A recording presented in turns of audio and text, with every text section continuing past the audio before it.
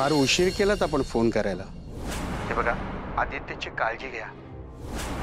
आज यावेळी सर्वात जास्त आदित्यला तुमची गरज आहे। म्हणजे काय सुचवायचंय तुम्हाला? आदित्यला जपायला हवं। का? काही संकट येणार आहे का? संकट नक्की येणार, पण हे सामान्य नसून कोणीतरी विनाश करण्याचा प्रयत्न करतंय। आता हे संकट आदित्यवर येईल की प्रीतमवर येईल हे येणारा काळच ठरवेल। त्यासाठी तुम्ही तुमच्या दोन्ही मुलांची काळजी घ्यायला हवी। गुरुजी, मग हे संकट थोपवता येणार नाही का? म्हणजे काही उपाय असेल तर तुम्ही सांगा, मी काय वाटेल ते करायला तयार आहे। मी माझ्या मुलांसाठी अगदी माझा जीवही द्यायला तयार आहे। शांत व्हा अहिल्यादेवी, शांत व्हा। अहो, आयुष्यात संकट येत असतात, काही आनंदाचे क्षणही येत असतात। ना त्याला थोपवता येतं, ना त्यापासून आपल्याला पळून जाता येतं। पण देवाला शरण जाऊन त्याची तीव्रता मात्र कमी करता येते। त्यामुळे आपण देवाला शरण जाऊन आपली शक्ती वाढवून घेऊया। मग तुम्ही सांगा, काय करता येईल यावर? म्हणजे एखादं व्रत असेल तर तेही मी करायला तयार आहे। कितीही कठीण असेल तरी करायला तयार आहे। याआधीही मी केलंय। तुम्ही साक्षीदार आहात ह्याला।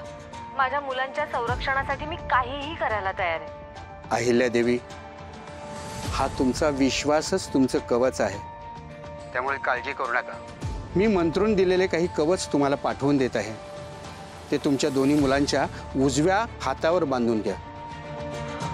बरं, ठीक आहे।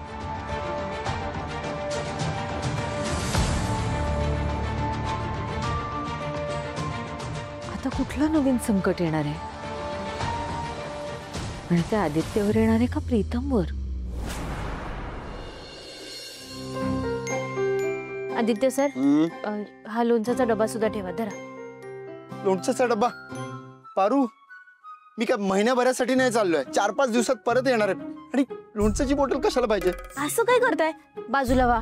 अरे हे बघा, तिकडे काय आपल्यासारखं भाजी भाकरी मिळणार नाहीये तुम्हाला। उगाच तुमचं पोट खराब नको व्हायला आदित्य सर। तोंडी लावायला म्हणून थोडं थोडं खात जा, हा? माझी आई, नको काळजी करू। मी 4-5 दिवसात परत येणार आहे, माझा स्टडी करून। आणि एकदा का मी परत आलो ना की मग बघ प्रोजेक्ट कसा जोमात सुरू करतो।